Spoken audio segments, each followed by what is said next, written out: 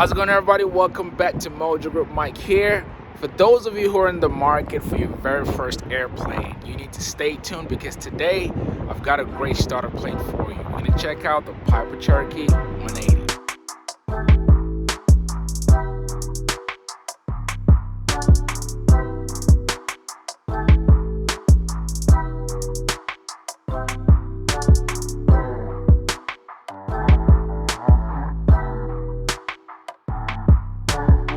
Great place to find an airplane just like this one is to start your search at aeroavion.com. So many different airplane make and models there. Also, if you're on the seller side, you're looking to sell your airplane, you can sell it for absolutely free, so you're not getting charged anything to list your airplane, and the process is a lot seamless. Also, there's a mobile app, so it makes it so much more easier. And the best part about AeroAvion is that you get more detail and more proper pictures of the airplane. So log history for the airplane, what work has been done, all that type of good stuff. So guys, make sure you check out aeroavion.com. Piper Cherokee 180 really needs no introduction, guys. This plane is one of the oldest flying machines in civil aviation. And this plane, believe it or not, is the very first airplane that many pilots fly from zero.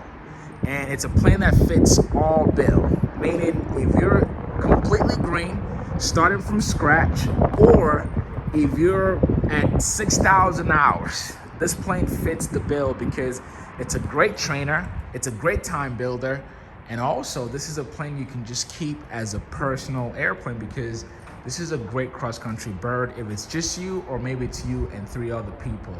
And I would say that it is a true 4-seater airplane, but that would be subjective or objective to whoever is sitting in that cockpit or in that cabin, which I'll show you shortly, but I wanted to just give you a nice 360. One thing I've noticed that I never thought about with the Piper Cherokee 180 is if you see, look at the design, you see how low the tail is. I remember when I pulled up today, I actually thought that this was a tail dragger. I'll show you. Let me come up front and you can see this thing from the side here. You can see the angle, how it goes. This is like just nose up, and then it goes, trims all the way down. I've never noticed that, and today was the first time. So you see the wheel struts here, you can see how short the wheelbase is, and then compared to the nose wheel. And I think obviously Piper had something in mind in designing the plane like this, but one thing I can already see from having a lower wheelbase or shorter wheelbase is that it makes for easy entry in and out. So you're very low to the ground here where you can just easily step in. Hell, I can just lift my foot up here and boom, I'm in the airplane. But this plane is plagued by the same feature that plagues so many planes during this era, and that is one door. So it is a 4-seater, but you've only got this door. Every single person who's entering this airplane would have to go through this one door. Again, we're gonna check out that interior in a little bit. While I'm up here, let me show you what's going on with the cowling. Now again, with the design of this bird, you see that the nose is high up. The Piper Cherokee standard comes with a 2-blade prop, and these are fairly new on this particular airplane. And what's inside, you've asked, is the Lycoming IO 360, or just the Lycoming 360, whatever model you want to put on it. But these engines are very popular. You can see them in Cherokees, in Cessnas, all across the board. And you've got 180 horsepower in the Lycoming. This is the same engine in, say, even a Diamond DA40. And with that 180 horsepower for a plane that's this old, and if I didn't say it before, this is a 1965 model. This plane is not going anywhere too fast, but it is quick on its feet, and we'll share some of those numbers in a little bit. But you've got 180 horsepower. Your fuel burn, for the most part, about 9 to 10 gallons. I would just say about 10 gallons an hour. And this is not a plane that climbs crazy on a hot day, but on a good day, you can see up to 700, 800 feet per minute. But really what sets the Piper Cherokee apart is, one, there's so many of these birds flying, so getting parts for it, it's not going to be hard. Getting a mechanic to check it out for you is going to be so much easier, because again, that Lycoming 360 is a very popular engine, and some would even say it's bulletproof, so that engine is known to run forever. TBO on this engine is about 2,000 hours. And speaking of, another thing that the Cherokees are known for are those wings. And again, very low to the ground here, and these wings are wider than I thought. And in the wing you have the fuel tanks, 25 gallons on each side, so total fuel amount that you can put in this plane is 50 gallons. You do the math, you burn 10 an hour. If you have full fuel, that's how many hours you can fly this airplane for. So let's get inside, because to me this is where the magic happens. This is where the pilot spends most of their time. And as a matter of fact, this being a starter airplane, I call it a starter airplane because it's easy to fly. If you're 0 hours right now, this is one airplane you can consider to buy. But also, if you're at 6,000 hours, this is an airplane you can buy. And this particular model, let's get the door open.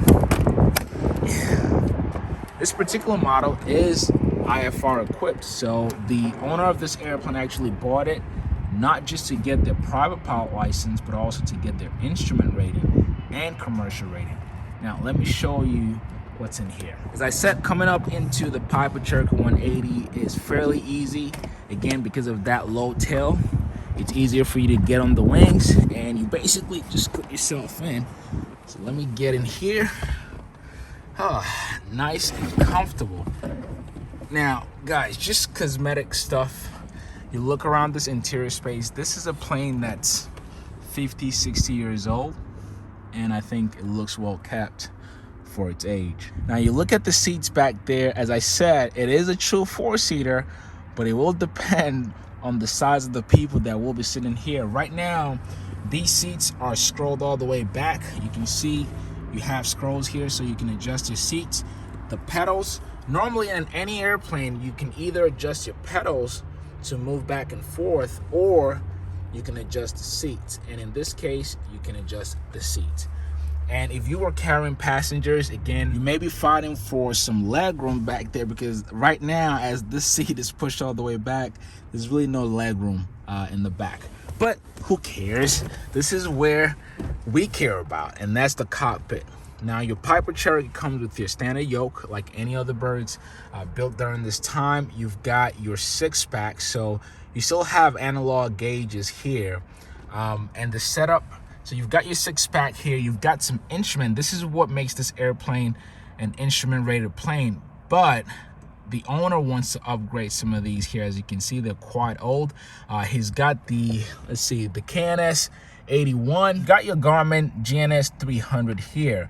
This is a very, very old device. Generally, you can take this out and put the Garmin GTN 350, I believe. So, for example, if some of you who have seen my panel, what I have is the 650, which is about this big.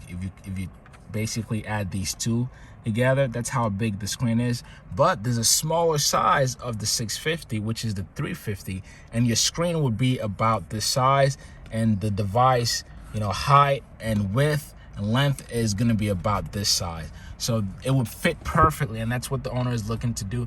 But all of these instruments are operative. So if you wanted to, say, for example, go on an instrument IFR flight, you can fly this plane. So you wouldn't have any problems there. But you do want to get up to speed with technology. And on this side, you basically have your engine instrument. And that's typical for older airplanes with analog instruments. You usually have your flight instrument directly where most pilots would sit, which is the left side. And then you come to the right side, you've got your instrument.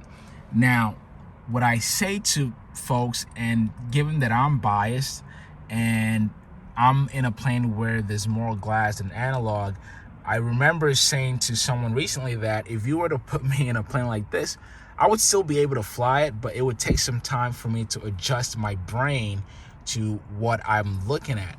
I think one thing that's understated is how easier it is to fly with a glass, in the sense that when you're flying a glass with a glass panel, all of your instruments, everything that you're looking at is just on one screen, okay?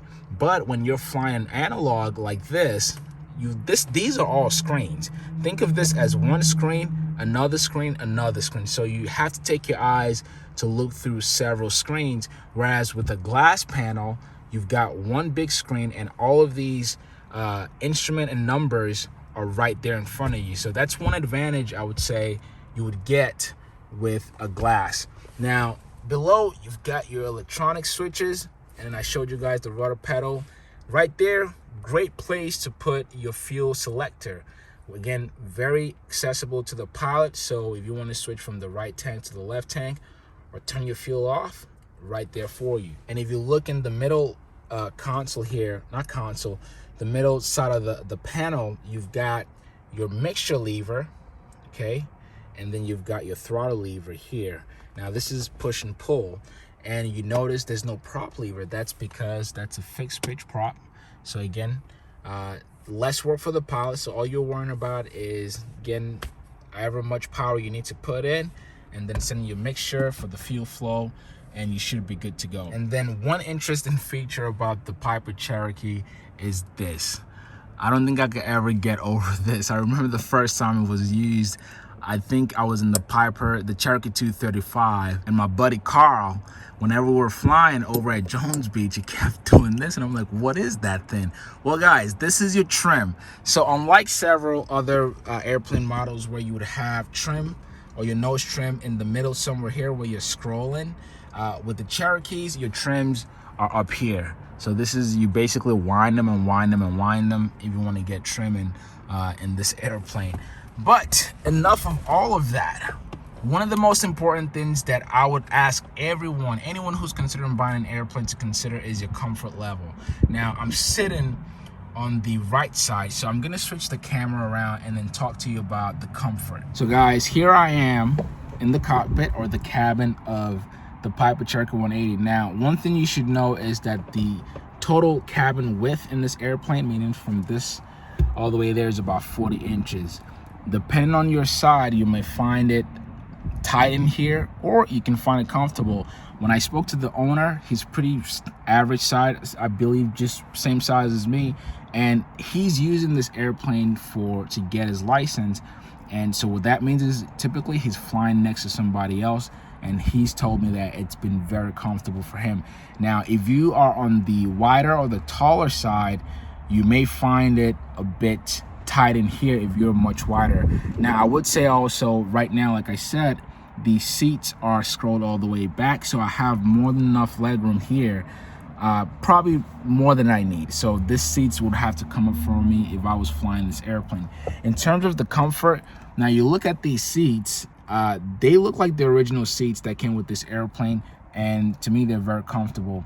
And the reason why you check out these things is because if you're buying this plane, you're considering using it for long cross-country missions. So because you can fly this plane 4 to 5 hours without stopping, and so you want to be able to make sure that the seats are quite comfortable. And right now, just sitting here for the last 10 minutes or so, I'm pretty comfortable.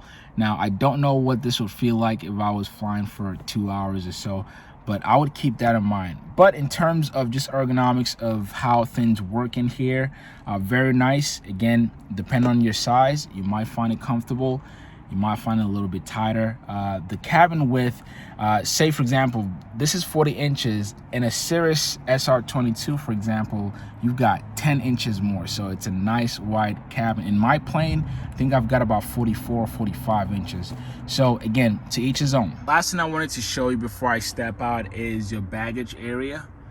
So this airplane, like I said, you can take it on a nice trip. So you've got some room in the back there to drop your load. Now, I don't know if you can access that compartment back there from outside. I'm gonna check once I step out now, but if not, everything gotta come through the same one door. Okay, so you're not escaping that. But let's step out and we're gonna talk about some of the numbers. So we are back outside here. We've talked about the power plant. Again, this is standard for all Piper Cherokees. Now, the Cherokee lines of planes, you've got the 140, the 160, and the 180. And those numbers typically tell you the horsepower for your engine. And I mentioned that the fuel flow in this plane, you're looking at about 10 gallons of fuel per hour.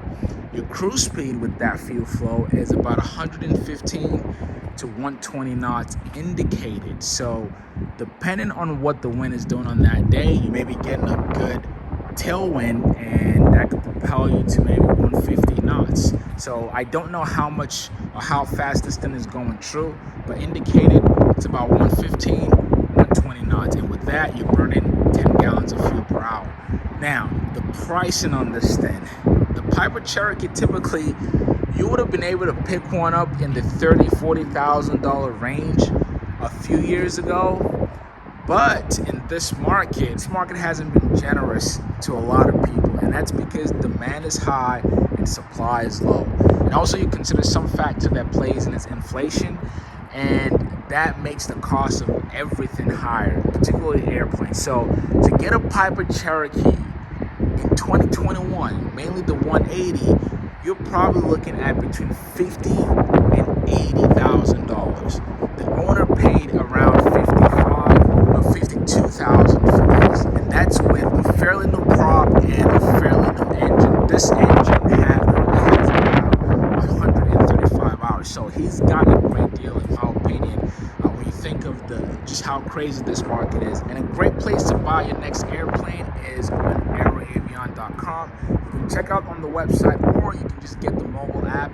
Easy peasy. It makes it so seamless to buy and sell your airplane. So make sure you guys check it out, aeroavion.com. So if you're looking for a Piper Cherokee 180, you can possibly find a great deal at your local airport.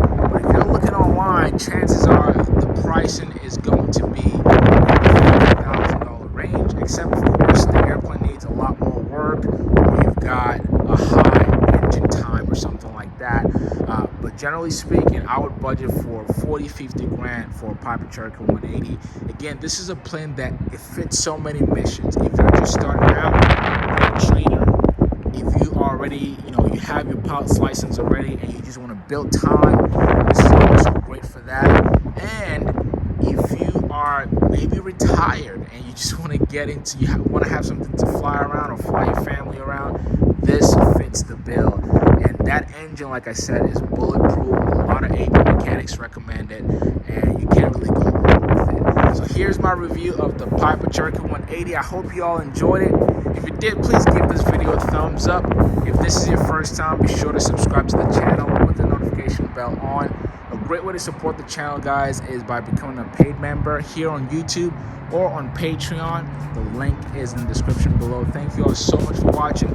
Also, make sure you check out aeroavion.com if you're looking to buy your next airplane, or if you're looking to sell your current airplane. Thanks so much, guys. Catch you on the next video.